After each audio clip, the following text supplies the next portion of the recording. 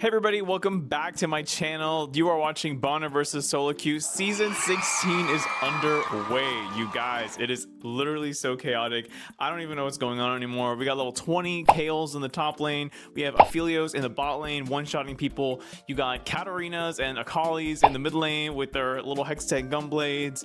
We got people zipping around at the speed of sound with their home guards. Atacon is gone. Hot take, I didn't think Atacon was that bad. I didn't realize so many people hated Atacon. He was fine. Maybe I'm a little biased because I played a lot of mages who were pretty good in those team fight chokehold scenarios like hwei, but what did he do to y'all? When the season starts, I always feel like there's two camps of people. We got the people who always want to fiddle around with all the new gadgets and gizmos and champions, and then you got the other people who still kind of play with the same items and the same champions and stick to everything that they know. For me, I always tend to stick with the stuff that I know, and maybe here and there I'll build some of the new items, but let me know how y'all approach the new season. For me, I'm still playing my Orianna with the same Blackfire Torch. None of those crazy new items. If you want to play your new Sun and Moon, Dawn, Kog'Maw in the bot lane, AP, AD, hybrid, and int, I'm just gonna stick with what I know. Right. In the end of last season, I placed in Diamond 4 for the 100th time. So crazy. I ended Diamond 4 last season, played my placements 3 and 2. And started at Emerald 4 55 LP, and right now I am sitting currently at Diamond 3 5 LP with a 65% win rate, 30-ish games. Not that bad.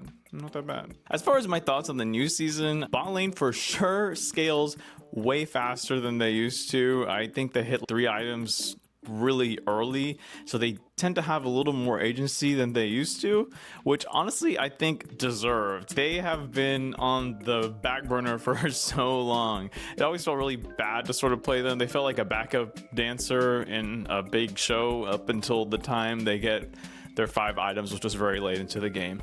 So yeah, honestly, you ADC mains, y'all deserve it. I'll roll with it for now. And as far as mid lane goes, honestly, it does feel very different. I don't feel super all powerful anymore with the ADCs and top laners being so strong. I do feel sort of like a backup support for a lot of the time, but I really do like the new home guards. I'm still getting used to being so fast running around the map, and minions, I feel they come out faster. I'm always somehow ending up in 300 plus CS. I don't even get it. I don't really understand how I'm getting so much farm. What's going on there? Maybe I should read the patch notes. I don't know. So I'll keep this one short and sweet. There are a few certain matches I really do want to go over and show some new little, I guess, bird's eye view type of viewing the game. So let's get to the review.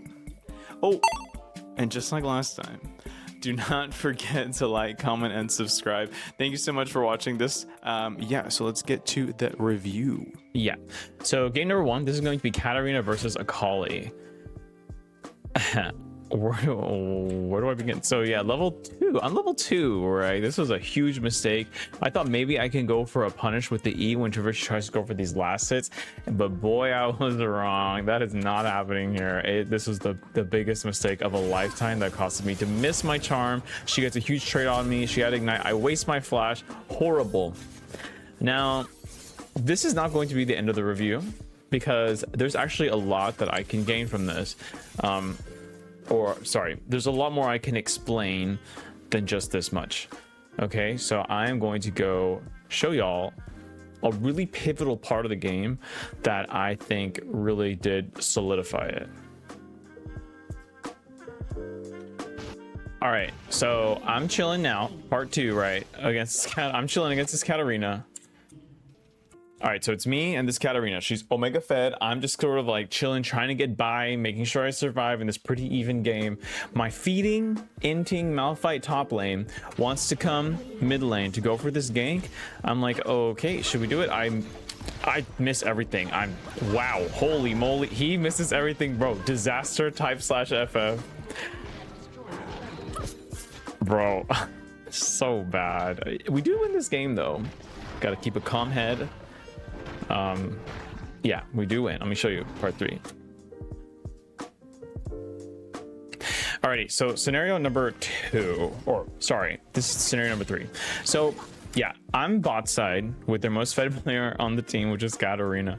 I'm just trying to survive, right? As long as Katarina's not at this Rift Herald fight, there's no way they're gonna beat the super fed card this right. So I'm here chilling, doing my thing. I'm kind of buying time, making her kind of play with me a little bit. I start my recall, they go for the fight on top side of the map, and I'm not feeling any sort of pressure, any sort of way about this, because I know Katarina can't show up. There's just no way. She's here on the bot side of the map. She has no teleport. They completely win the fight. None of my teammates died, which is insane. That's how you know you super want a team fight. Yeah, and we basically solidify the game from that point, because no one's going to be able to take out this card that's in a team fight. As long as Katarina's not there. See, this is the thing. It's like, if you can sort of buy time for your team in certain ways to keep the win con out by doing things like this, just being dumb in a side lane with their most fed player, and they're not realizing like they're throwing the game. Like, Katarina could have carried this game, but since she wanted to have fun with me, she lost. So yeah, that is game number 1. All right, game number 2. This one is Orianna versus Diana. This is a really complicated one. So I am the only person on my team doing well. These are let me just go over all the factors going on right now in this game. The state of the game, we're up dragons. I'm the most fed person on my team. It's pretty much up to me to win this game. The most fed person on their team is the Kayle, specifically Red Kayle. He's going that Omni Vamp item. It is going to be hard to take him down with our team, to be honest. He has the Rel to vamp off of. We have 2 melee. We have a melee top, melee jungle, and then there's me and Draven. I don't really have that much damage right now. Draven also doesn't have that much damage right now. It is going to be a rough team fight. So how is it going to play out, right? There's so many ways you have to sort of think about this. You want to make sure you don't die to give up a bounty. You want to make sure the team fight is even worth taking, right? Like, there's just you have to really, I should have valued my life more. Looking back, like, I should have thought I really shouldn't die here. The fight already is going to be difficult. Like, this build that I went as Orianna doesn't really scale until you have 3-ish items. So what, like, is this fight even worth taking? You know, looking back, we're already up the dragons.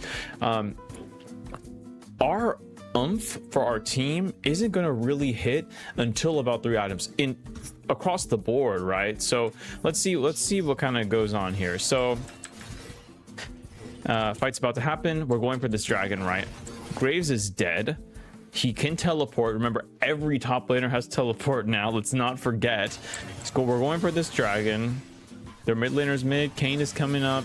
Their bot lane. Okay, right here. Right here. Their Graves actually shows on the bot side of the map. So he has teleported in, right? So I'm kind of like thinking, I should have thought. They have 5 people here. We don't have Irelia. This fight is not worth it. I think in hindsight, I wanted to one-shot the Graves, but I don't hold the ult because they have Zillion. Oh, sorry, I don't ult him because they have Zillion. I'm doing all this ish. I thought I could get a kill here. I jump into the Diana, and the whole fight is not worth. Ah, man. Okay. So that's what happens. Now, what should I have done? What should have I done, right? So get the kill. Leave. Why do I go back in? That was the biggest mistake ever. Big mistake. I think I die and then I give a shutdown. Yeah. Bad. Bad. Yeah, that was the most pivotal part of the game. It was very even, but I think after that, mission impossible, man. Mission impossible. This game was all on me, and I basically misplayed in a team fight. Did I have flash? Ooh, I even had flash. I think it just wasn't on my mental stack to flash it. You know, you're thinking about so many different things, like when should you ult, when should you W, who you should be throwing your ball on. You don't realize these things, but I should have flashed right here. Yeah, I should have flashed away from that Diana ult. Man, this game could have been so different if I just played that team fight better. Yeah, this is a good team fight analysis. The win con was me, so I need to survive. It's just that simple. So don't make it overcomplicated. Like, yeah, that's how I look at this one. Okay, game number 3. This is really also sort of later in the game. I kind of was looking over this game and I was thinking to myself, where did this game go wrong? Like I was strong, you know. And one thing I will say is that, okay, so let's picture this, right? So they just get the dragon. My team didn't want to contest it, which is fine. I get that. We weren't the strongest. My bot lane was doing very bad. I was pretty much, again, it's me and the Silas who are kind of running the show. I'm watching top because I'm just curious as to what's going on the other side of the map. They just got dragon, right?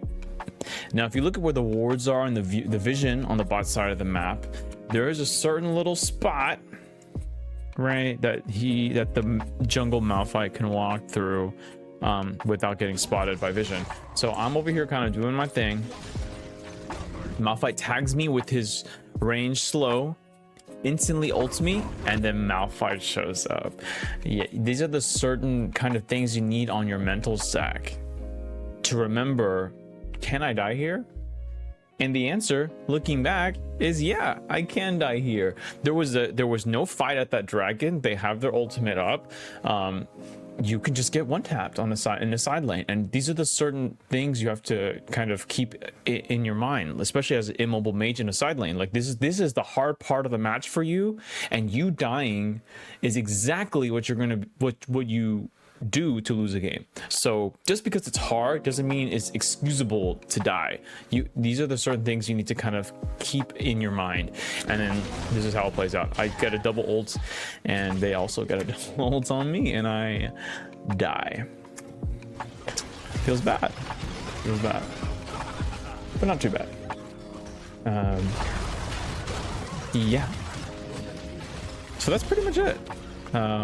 Those are 3 games that were very different. I didn't want to go over too much of lane phase this time, kind of going over different, more cerebral parts of the game that I did feel were impactful, because this game was also in my hands. Like I saw I had one bad death in the side lane, and then I had another bad death. It just kind of, it domino effects, right? Because you burn flash and then things just get even worse and worse, and then you get caught out again with no flash, and you want to make sure you use flash for good reasons, right? Not just for random stuff. But yeah, thank you so much for watching this video.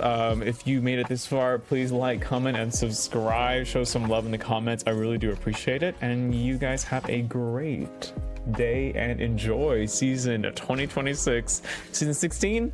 I'm not sure which one it is, but yeah, let's go, baby. Let's get it.